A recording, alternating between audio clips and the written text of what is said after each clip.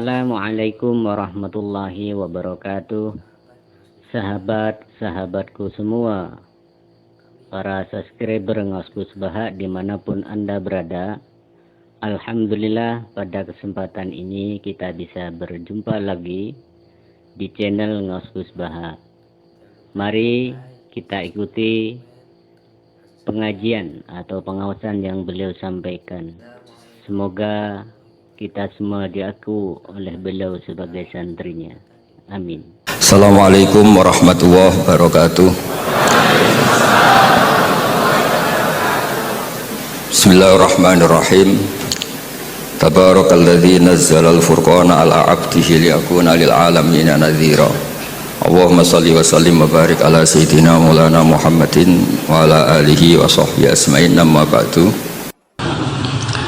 Jadi di antara syafaatnya Quran itu orang nggak jadi masuk neraka. Jadi syafaat itu ada dua, dari neraka diangkat ke surga, dan itu bisa lama itu.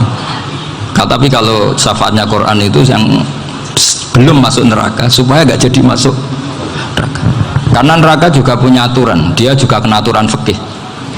Jadi betul, saya ada guyon. Jadi kena konstitusi apa? Fikih. Sama nak ceritani syafaatnya Quran itu, ada orang itu beling itu fasik.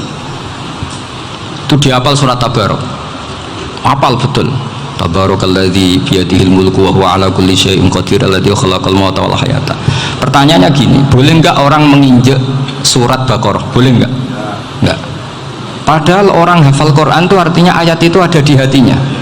Fa inna wa ta'ala la yu'adzibu qalban wa al-Qur'ana.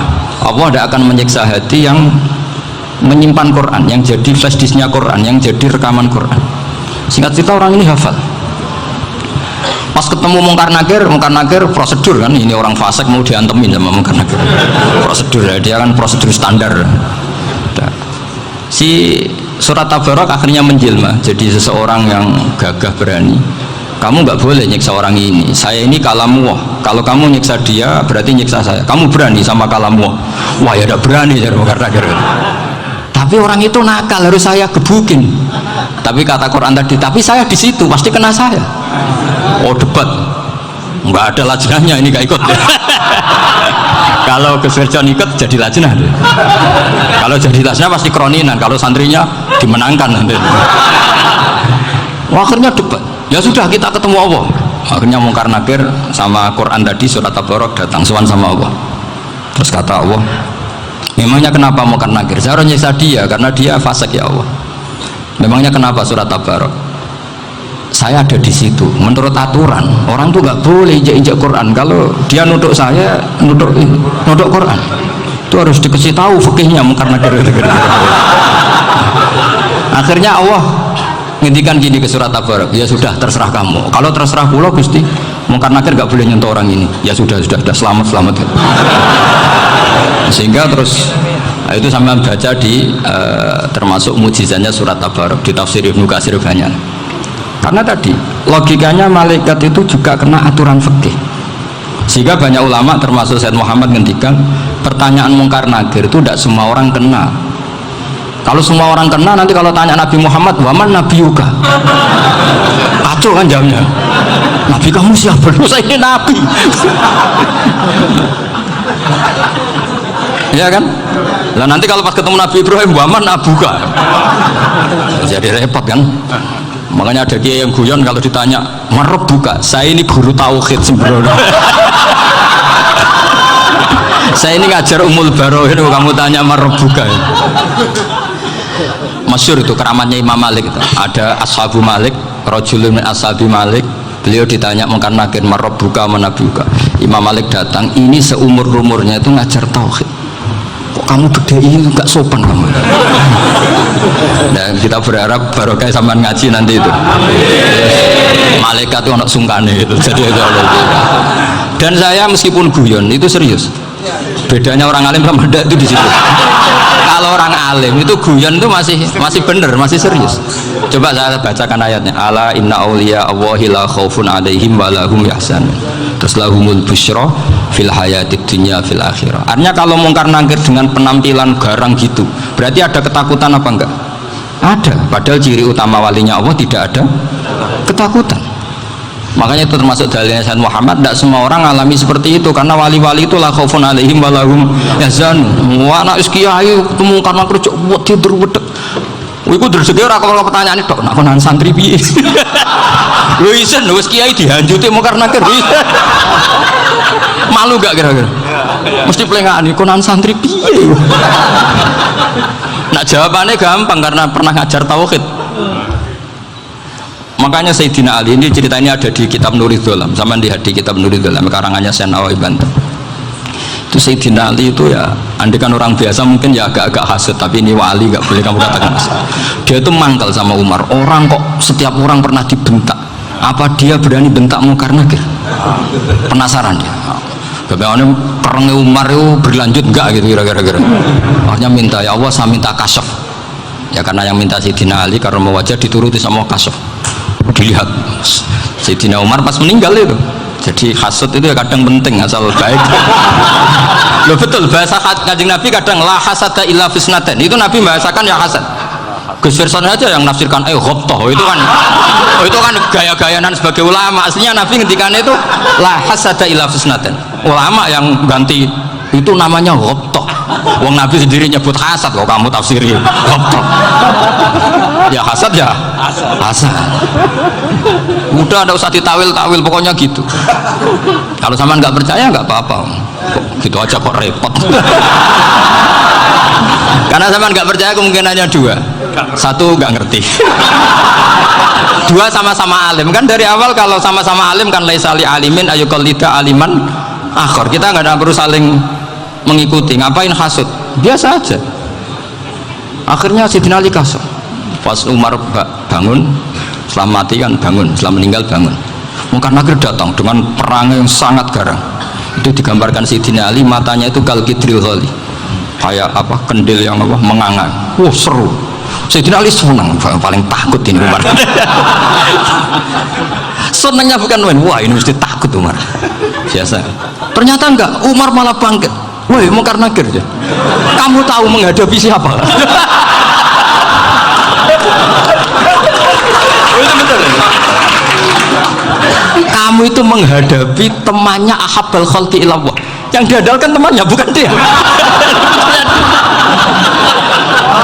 Kamu tahu yang kamu hadapi, saya ini teman kekasihnya Allah. Jadi boleh kamu mengandalkan Mbak Firjon. Tapi nanti resikonya Munkar Nakir ditanya, itu Firjon siapa? Wah itu masalah itu kan. Makanya syaratnya wali itu harus ma'rufun fis sama. Di langit sudah populer. Makanya dulu ada orang yang saking seninya Abdul Qadir ditanya apa saja jamnya Abdul Qadir Al-Jilani, itu aman karena beliau populer. Makanya program kita harus populer dulu di langit. Nah, itu nanti kalau dicatut oleh santri-santri nggak apa-apa. Kalau nggak populer nanti dicatat itu siapa? Masalah ini. Umar itu yang dibanggakan itu, kamu tahu saya siapa?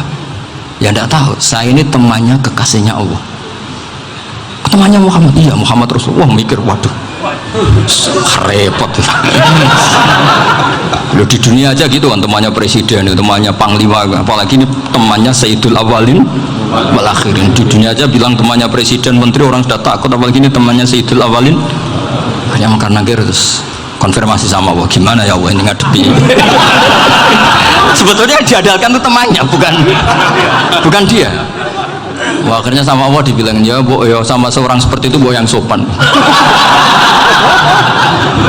Terus semenjak itu Munkar Nakir itu nggak selalu berpenampilan seperti itu, sangat. Jadi semoga itu konsisten sampai nanti. Jadi kamu kalau ingin nggak takut Munkar Nakir, jadi wali dulu. Karena syaratnya tadi hanya wali sing la khaufun alaihim wa lahum yahzanun lahumul busyra fil hayatid dunya fil akhir. Jadi orang itu kalau ngaji itu harus khatam. Jangan semuanya kena pertanyaan. Dan kalau semuanya kena pertanyaan nanti repot. Kalau Nabi Muhammad ditanya waman Nabi juga. Nabimu siapa? Lo kan terus jadi aneh. Jadi makanya ketika Sayyid Muhammad semua ulama lah, nggak ada am kecuali ditaksis. Kecuali sifatnya Allah, misalnya bikulli syai'in alim, ya benar-benar bikulli syai'in. Tapi kalau am semuanya pasti ada taksis, meskipun dalam muhawarah muhadasah biasa. Misalnya contoh gampang, istri kamu baru seneng kamu, mas nak pengen apa-apa itu lapor aku, gak apa-apa mas, mesti aku seneng nak sama lapor. Iku dia aku pengen wayo. Langsung jadi apa wae. Mesti apa wae maksudnya kecuali itu gitu. Padahal kalau ngomong, mas sampean ingin apa saja tak dukung. Sampean bilang pengen gue iku wayo. Kira-kira disetujui apa enggak? Sama seperti kita kalau punya teman akrab, wah senang omahku gak apa-apa, anggap ya omahmu dewe, terus mlebu-mlebu kamar. Jadi tidak ada am kecuali di taksis. Artinya kalau ada cerita bahwa orang mati pasti ngalami ditanya mungkar nangkir, itu pasti ada am yang di taksis. Itu pasti gak dialami para anbiya, para auliya, karena ciri utama wali itu la khaufun alaihim walahum yahzanun. Kemudian saya yang mau cerita ya, supaya sampean bisa menghadapi dunia global ini, tak bawa tafsir Munir termasuk tadi. Kenapa orang Islam, Rasulullah SAW itu lebih senang kalau yang menang itu orang Nasrani Romawi, ketimbang yang menang itu orang Faris, dalam hal ini ateis. Karena orang ateis itu lebih ngeri. Sebetulnya beberapa penemuan sains, terutama di ilmu medis, itu orang Amerika, kayak cloning. Tapi orang Amerika itu masih dilarang oleh gereja untuk mengaplikasi, karena nanti bayi cloning itu dipakai suku cadang. Di Amerika masih ditentang oleh fatwa-fatwa agama, baik Islam maupun Kristen. Tapi di Cina itu dipraktekkan, karena nggak ada halangan agama. Di Cina itu biasa ada kondom diolah lagi jadi alat-alat aksesoris. Di Amerika tidak ada, karena masih ada agama, masih ada larangan. Sehingga orang Islam itu lebih takut kalau yang menang itu Persia, karena terus cara berpikir ternyata Tuhan itu tidak ada, langit nggak ada perannya. Jadi ketika yang menang Nasrani masih berpikir itu pertolongan Tuhan, meskipun mungkin cara mengatakan Tuhan beda dengan kita. Tapi ada satu kesamaan bahwa kekuatan samawi itu ada. Jadi disebut ghulibatir rum fi adnal ardi wa hum min ba'di ghalabihim saghlibun. Di sini diterangkan oleh Syekh Nawawi supaya kamu tidak salah paham. Sebetulnya kamu katakan misalnya wah itu paham liberal, sebenarnya saya tidak tersiksa. Cuma takut yang mengatakan seperti itu cek goblokir atau ngaji gitu. Itu aja yang masalah saya. Ini saya baca ini karangannya Syekh Nawawi, karena tadi kata Mbak Firjon, ngaji itu harus sama orang yang bersanad. Saya ini kalah sama beliau itu berkali-kali. Secara nasab saya harus manggil mbah, secara silsilah ilmu saya juga kalah lagi. Saya sering disewani sama cucu-cucu Syekhona Khalil. Kiai Siddiq itu termasuk murid dekat beliau, Syekhona Khalil. Kalau itu berarti kan Gus Firjon, Ahmad, terus Mbah Siddiq. Mbah Siddiq ngaji Syekhona Khalil. Syekhona Khalil itu pernah ngaji langsung sama Sayyid Zaini Tahlan. Berarti beliau dari Sayyid Zaini Tahlan itu baru generasi kelima. Sementara saya itu sudah ke-7 atau ke-6. Saya, Mbah Mun, Mbah Karim misalnya, Mbah Hashim, Mbah Mahfud Termas, Sayyid Abi Bakar Sato yang arangnya Anatul Tolibin, baru Sayyid Zaini Tahlan. Berarti saya ke-7, kalah lagi. Tapi untuk jadi wali biasanya cepat saya. Karena syaratnya jadi mbah itu ngalah demi putu. Jadi kalau beliau ngotot, saya dulu Gusti, saya mbahnya, wah itu mbah yang nggak baik. Pasti jatahnya dikasihkan apa? Cucunya dulu. Makanya Abdul Muthalib itu orang yang dapat wangsit, tapi yang jadi nabi itu cucunya. Jadi dalil saya banyak. Sebenarnya Abdul Muthalib itu sudah sering dapat wangsit, karena saya bahasakan wahyu, Nabi yang protes, enggak nabi kok dapat wahyu. Tapi sebetulnya Abdul Muthalib itu masyhur, kalimat-kalimatnya menunjukkan bahwa beliau itu sudah dapat wahyu kalau nanti cucunya itu jadi apa? Nabi. Makanya senangnya bukan main Abdul Muthalib sama Rasulullah. Putu seneng mbah, seneng putu. Jadi mungkin, jadi sampean nggak usah protes loh. Yang jadi wali kok cucunya? Ya, betul. Dulu Mbah Hamid Pasuruan itu kalau Mbah Ahmad Siddiq ke sana, Mbah Hamid Pasuruan kalau manggil Mbah Ahmad Siddiq itu paman. Tapi pamannya minta ijazah ke ponaan. Apa ya gara-gara itu memang. Kalau itu masih berlaku apa? Ngalah tadi. Kayaknya masih apa? Hewannya masih. Hewannya masih. Karena melihat tren-tren langit masih gitu kayaknya masih. Masih itu. Ya, Tapi mbahnya tetap dapat jatah, tenang saja nanti. Tapi memang sebaiknya mbah itu legowo. Rasulullah Muhammad SAW itu terkenal min dzurriyyati Ibrahim. Tapi kata Rasulullah, ana dakwatu Ibrahim wa bisyaratu Isa. Aku nganti ngene iki barokah dongane Nabi siapa? Ibrahim. Jadi dongane Nabi Ibrahim ya tiba teng putu. Jadi banyak bukti bahwa jatuhnya ke putu. Tadi saya di kamar sama beliau berduaan. Nih Mbah sing dadi wali di sini, aku wae Mbah. Cocokan tadi. Nah, kenapa saya akhir-akhir ini gulirkan daftar wali? Kenapa? Saya ini resah ya, orang sudah ingin dicintai pejabat, dicintai tetangga, dicintai teman, tapi kadang-kadang orang lupa lagi dicintai Allah. Makanya saya meskipun guyon, tapi ini amdan, bukan sahwan, supaya orang punya cita-cita lagi jadi wali, ingin dicintai Allah. Kita ini terlalu lama ingin dicintai makhluk, Mbok ya naik kelas sedikit lah, ingin dicintai Allah Subhanahu wa Ta'ala. Meskipun saya guyon, tapi tadi guyon saya tuh lebih serius ketimbang serius Anda. Karena tak pikir tuh, saya tuh kalau pergi itu seneng ngebis, bukan karena saya tidak punya mobil, tapi saya sering mau butuh itu supaya gak diganggu, karena saya tuh harus punya waktu sendiri. Kalau ngebis kan ketemu orang nggak kenal, tapi sekarang ya gak susah, banyak yang kenal, dan susahnya lagi gak minta ijazah, minta foto.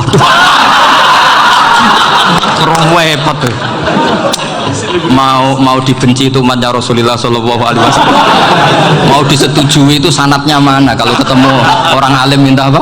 Foto. Itu nggak ada sanatnya. Nggak tahu sih itu mazhab dari mana itu. Ya mazhab milenial yang jelas itu kan. Ini tak baca ya biar dapat, karena ini kenangan saya sama Mbah Ahmad Siddiq. Saya masih ingat betul beliau ngisi hallnya Mbah Abdullah bin Umar, berarti abahnya Mbah Hamid.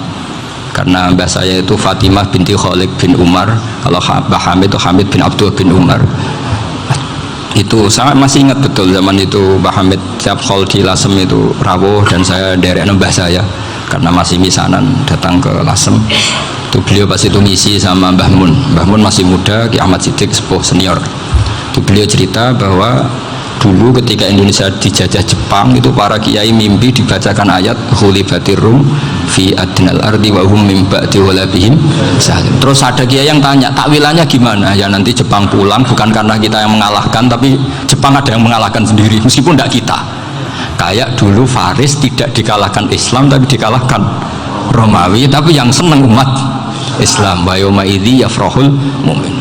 Itu luar biasa ulama-ulama kita. Delalah kejadiannya Indonesia seperti itu, yaitu kita tidak mengalahkan Jepang, tapi Jepang pulang sendiri karena dikalahkan apa? Sekutu. Ya ini saya baca, ini tidak usah dicek bacanya bener apa enggak, sudah aman apa? Aman. Karena kalau saya salah itu ya sengaja, artinya ya sengaja, ya biasa maksudnya. Saya kemarin ngisi di Pondok Peloso, di Pondok Al Munawir Jogja. Salah itu ada dua, ada salah yang memang benar-benar salah, itu nggak apa-apa, bisa dimakfu, karena mesti sange wong goblok salah yang terus itu. Ada salah bawaan ilmu, itu repot tuh dadaninya. Karena misalnya kita yang biasa belajar qiraah safah wa yahsibuhu, mesti diulang lagi wa yahsabuhu. Karena qiraahnya Imam Asim itu hasiba yahsabu bi fathis sin. Sementara kita kalau ngaji kitab kulino yahsib.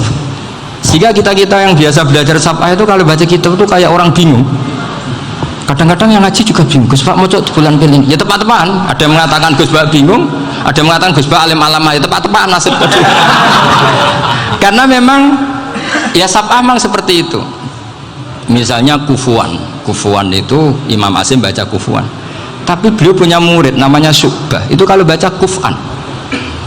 Makanya kita itu, ini kan khataman Quran ya, jadi saya menyinggung sedikit tentang qiraah saf'ah. Tadi beliau juga sudah tak kasih kitab saya Hifdzuna li Hadal Mushaf. Sama tak ajari latihan saf'ah, memang angel ya. Makanya yang nggak bisa itu wong pinter, sudah tahu angel ya nggak usah diteruskan kan. Orang menghindari barang angel itu pinter apa goblok? Pinter. Berarti wong goblok pinter. Saya tuh makanya sama orang goblok tuh respect. Jadi orang alim tuh angel apa gampang? Angel. Menghindari barang angel pinter apa goblok? Loh, orang menghindari barang angel pinter apa goblok? Pinter. Berarti wong goblok pinter. Jadi saya sama orang-orang goblok itu respect. Sudah tahu jadi orang alim angel ya barang angel ya harus dihindari. Makanya saya ini insya Allah umatnya Nabi yang termasuk yang terbaik. Amin. Karena mencintai umatnya Nabi termasuk yang goblok. Waduh. Itu tidak gampang itu. Karena tadi sudah tahu ya. Seperti itu loh orang naik panjat pinang itu yang naik karena ingin hadiah. Yang nonton sudah tahu, wah licin kok dinaikin mau keplotok ya. Tapi orang sepakat yang nonton juga pinter karena sudah tahu ribet kok. Tuku yang pasar kena lah apa mana. Sama juga gitu. Ngalim tafsir angel, ngalim fikih angel. Ada karek ngaji ngerekam kan gampang. Itu pinter apa goblok? Pinter. Iya. Makanya kalau niku mbok burohno ngono tok. Saya tadi dinasihati Mbak Firjon, moga-moga hati saya selamat. Saya itu meskipun kata orang banyak, muhibbin saya banyak, tapi saya insya Allah tidak riya. Saya itu pakai kitab namanya Tasbitul Fuad, itu karangannya Said Abdul Al-Haddad. Ketika beliau punya muhibbin banyak ditanya, bagaimana ya Habib Anda menjaga hati Anda? Jamnya Said Abdul Al-Haddad itu nih, innama azomu Allah. Mereka itu sebenarnya menghormati Allah, cuma butuh sarana, dan itu saya.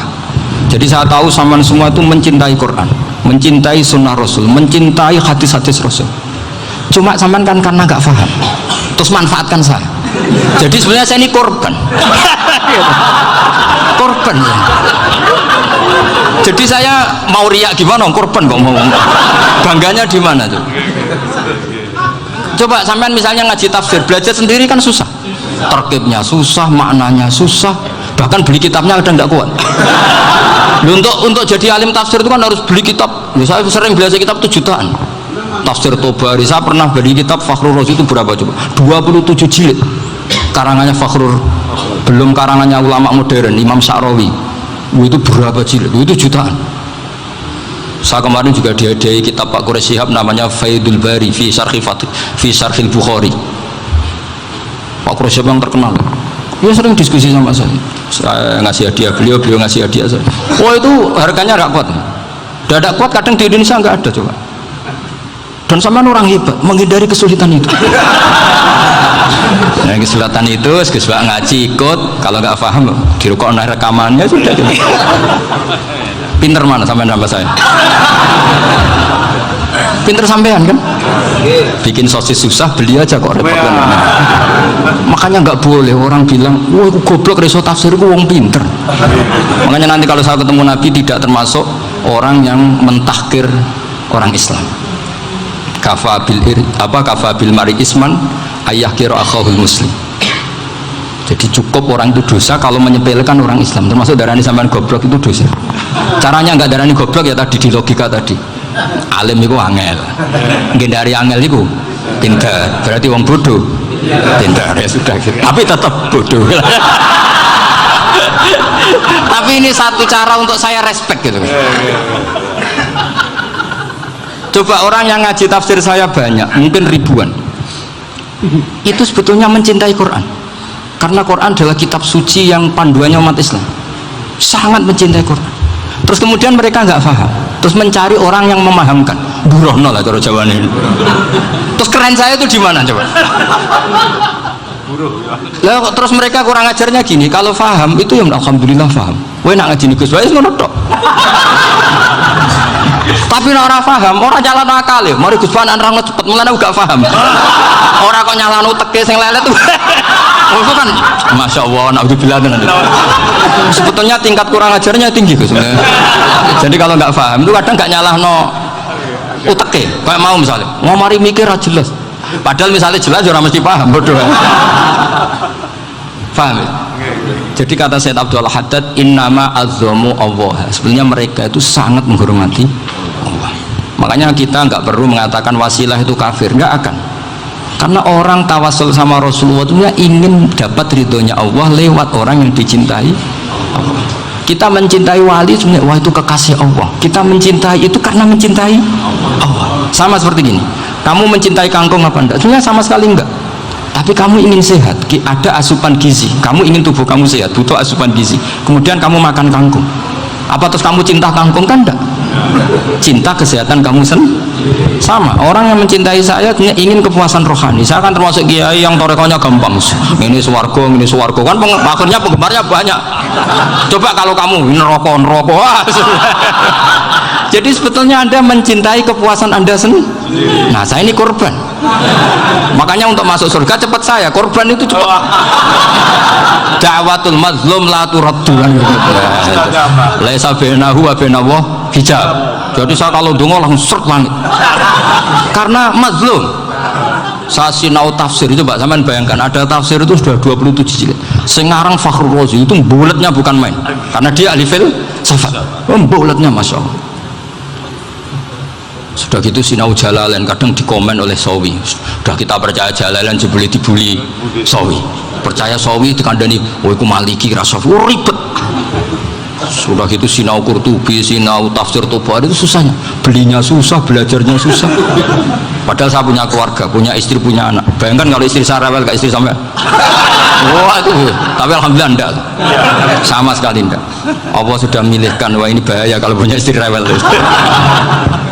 Imam Sibawai itu kitabnya banyak, tapi yang terbukukan hanya kitab Sibawai. Karena beliau kalau sudah belajar lupa istri. Hanya pas beliau di pasar, kitabnya dibakar semua sama istrinya, karena dianggap saingannya. Ternyata yang dicerai tidak kitabnya, malah istrinya. Itu Imam siapa? Sibawai. Tapi alhamdulillah kitab saya nggak terbakar, aman. Saya teruskan ya. Jadi untuk menjaga riya dilatih innama azzamu Allah. Sebenarnya mereka itu menghormati, sehingga wasail itu sebenarnya nggak pernah jadi subjek pelaku utama, tetap Allah. Sebab itu kata Sayyid Muhammad, kamu kok mengatakan wasilah itu kafir itu gimana? Ketika innallaha qad ba'atsa lakum taluta malika. Talut itu ya manusia, PD-nya itu apa? Inna ayata mulkihi ayyatiyakumut tabut fihi sakinatum min rabbikum wa baqiyatum mimma taraka ahlu Musa wa ahlu Haruna tahmiluhul malaikah. Jadi beliau pede itu kalau bawa sunduk semacam peti sakti, sing di situ ada baqiyatum mimma taraka ahlu Musa wa ahlu Haruna tahmiluhul malaikah. Ya kayak semacam jimat. Tapi saya bukan mensyariatkan jimat enggak, karena nanti banyak penjual yang pembohong juga gitu loh. Cuma cerita, kamu tidak usah mengatakan kafir. Dulu Talut PD-nya kalau bawa sunduk semacam peti kesaktian yang di situ ada baqiyatum mimma taraka alu Musa wa alu Haruna tahmiluhul malaika. Sehingga Khalid bin Walid meskipun beliau sahabat dan menyaksikan wajah Rasulullah SAW, itu bawa sya'aratun min sya'aratihi Rasulullah SAW, bawa rambutnya Nabi. Perang kemana-mana itu diletakkan di pecinya. Nanti sama tanya lagi, masa pakai peci Khalid bin Walid ini? Wah panjang, sampai itu repot. Sampai tak warai ngaji usul fikih. Usul fikih itu kalau ngaji itu ada istilah tangkihul manat. Ini mestinya wilayah yang kita bisa berdebat sama Mbah Firjon.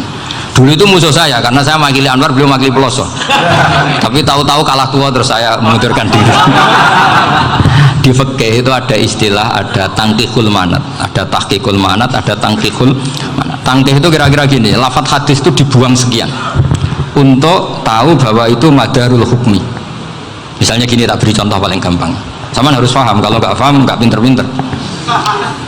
Ja'a a'rabiyun ila Rasulillah sallallahu alaihi wasallam.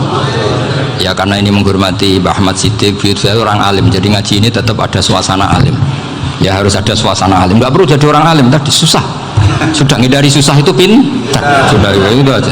Jadi orang alim susah, ngindari barang susah pintar, berarti orang tidak alim pintar.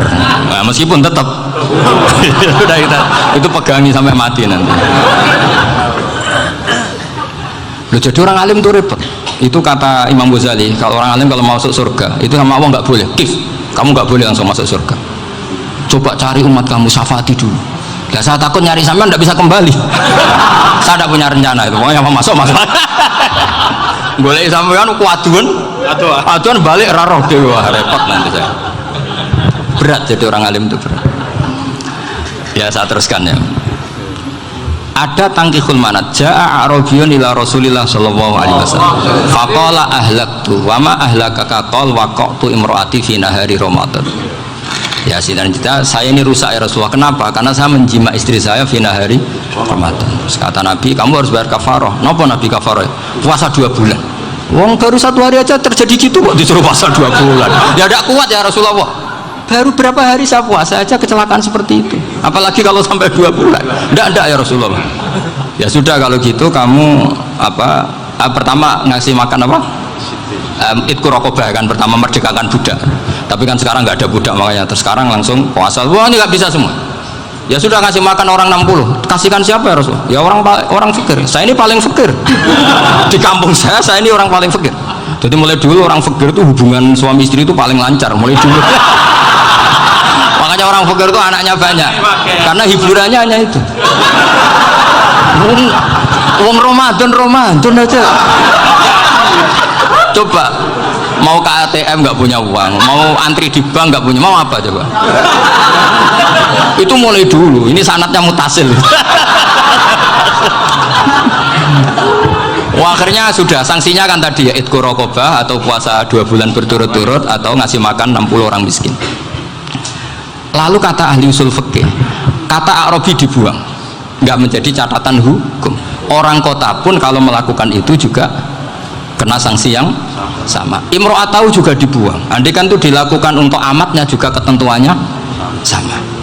Nah sekarang perdebatan antara Imam Syafi'i dan Imam Malik begini. Sekarang pertanyaan gini, jima istri itu hukumnya boleh apa haram? Boleh kan? Lalu kalau ada orang tanpa udzur kemudian makan siang-siang, cara Imam Malik hukumnya sama, harus kena sanksi yang sama. Karena sama-sama hadku hurmati Ramadan bighairi udzrin syar'iyyin. Sama-sama merusak hukum Ramadan tanpa udzur syar'i. Lu jima itu tidak zina, kan hukumnya jais. Nah sekarang makan hukumnya jais, harusnya juga kena ketentuan yang sama. Cara pikirannya Imam Malik. Nah alhamdulillah Imam Syafi'i gak setuju. Wah cara setuju repot. Bahkan orang-orang Syafi'i sudah punya khilaf, kalau gitu minum dulu. Iya biar iftarnya pakai minum. Setelah minum baru jima kan. Ya. Ini sudah menyiapkan khilafnya. Ini khas Syafi'i ini, bongsong rekayasa hukum. Nanti bisa belajar jauh cara ngakali hukum. Makanya guyonan yang masyhur Gus Dur itu gitu. Ada seorang kiai atau Gus lah, ya punya salah, namanya manusia kan punya salah, entah cangkruk entah apa, pokoknya punya salah. Ada wartawan yang ngiranya semua kiai itu orang suci, sehingga tanya sama Gus Dur, Gus itu ada kiai kok ya pokoknya salah lah ya. Tapi jangan bayangkan dosa besar, enggak, kecil-kecil aja. Itu gimana itu, padahal kiai kan orang suci. Jawabnya Gus Dur lucu, ya justru yang boleh salah itu para kiai, kalau kamu nggak boleh. Kok bisa Gus? Karena mereka tahu caranya tobat. Repot. Kalau kamu nggak tahu caranya, sama pelanggaran hukum itu ya harus pakar-pakar hukum. Itu yang tahu caranya rekayasa. Kalau kamu ya kena pasal kan. Jadi kamu jangan niru saya ini punya sekian cara untuk kamu. Nah, itu namanya khilaf. Makanya kata Sayyid Muhammad, kamu tidak usah anti khilaf, karena Abu Hanifah itu membolehkan khilaf, kitabul khiyal. Yang penting kamu soleh dulu, setelah soleh nanti Allah maklumi. Soleh dulu, syaratnya soleh dulu. Kalau tidak soleh jangan. Contohnya gini, ada orang mau puasa lemes sekali, mau makan, gampang. Kalau langsung makan kan kayak hadku hormati Ramadan bighairi udzrin syar'iyyin. Aku langsung mau jembera sowan Mbah Firjo. Sudah status saya Pak musafir. Ya sudah, berangkat aja sampai Tuban makan. Nanti kalau nggak jadi ya nggak apa-apa, sudah kan mulai pergi sudah musafir. Saya tidak tahu nanti malaikat tertarik gebuki nggak tahu. Tapi itu ada khilafnya, asal soleh lah. Karena kata Sayyid Muhammad dan semua kitab mengatakan itu. Kalau sama nggak tahu ya kebablasan. Nabi Ayub, nabi yang terkenal Gudiken itu siapa? Ayub ya. Itu yang Israiliyatnya kan seru lah.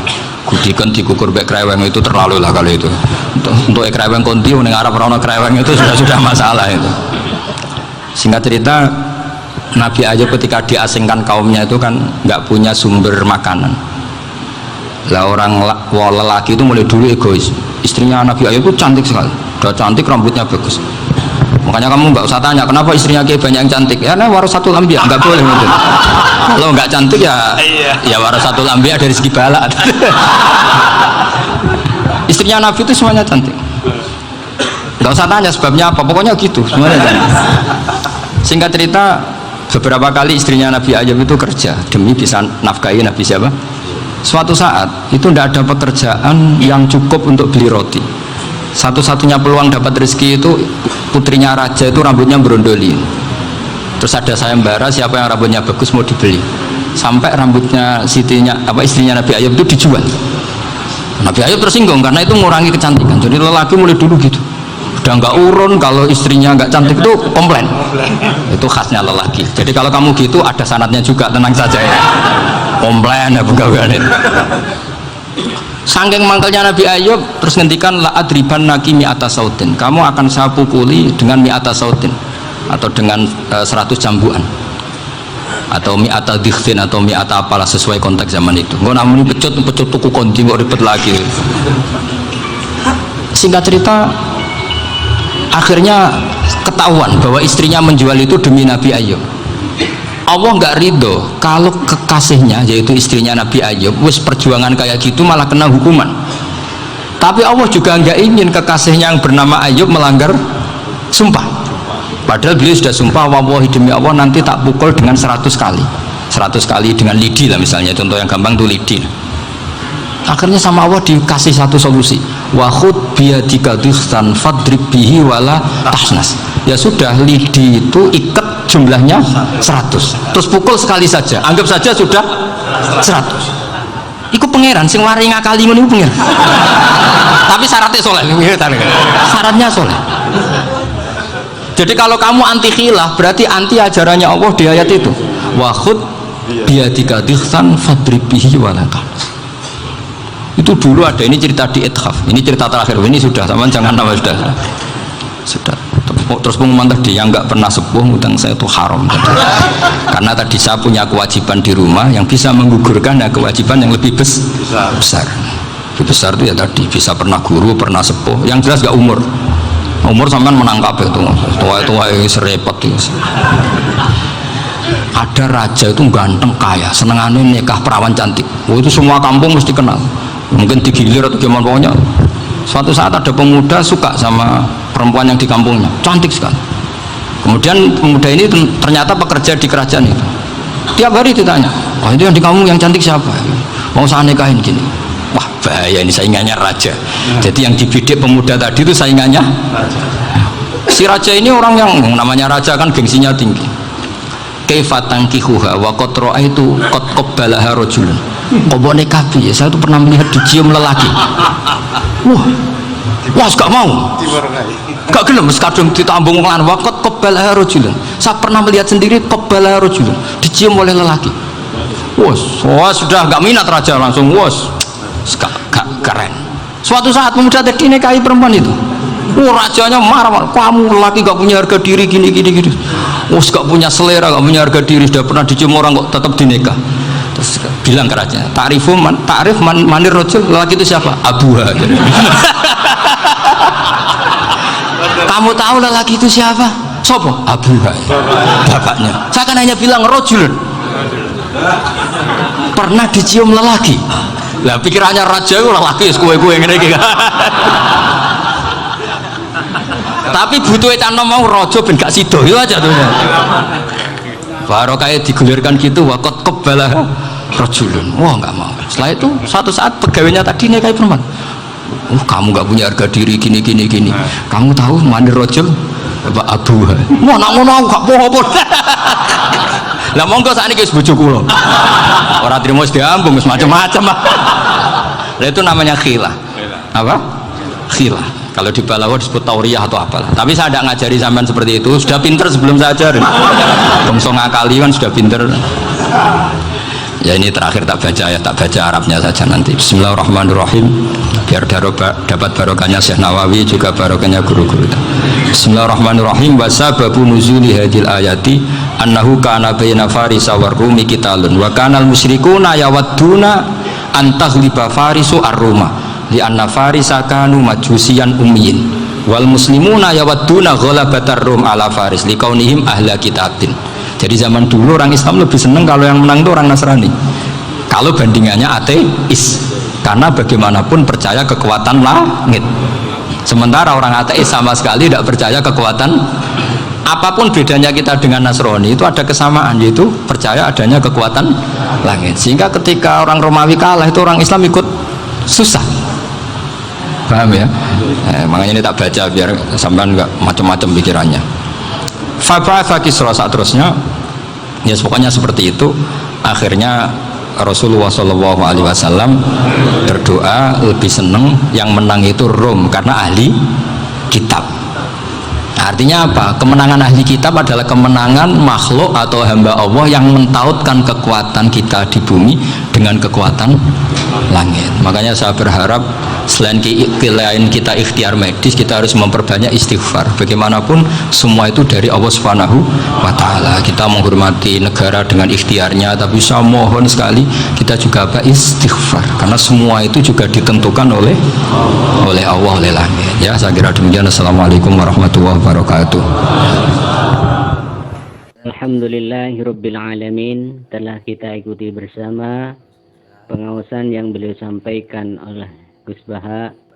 Mudah-mudahan kita oleh Allah senantiasa diberikan ilmu yang bermanfaat dengan senantiasa mengikuti pengawasan yang diberikan oleh Gus Baha, khususnya melalui channel Gus Baha ini. Terima kasih.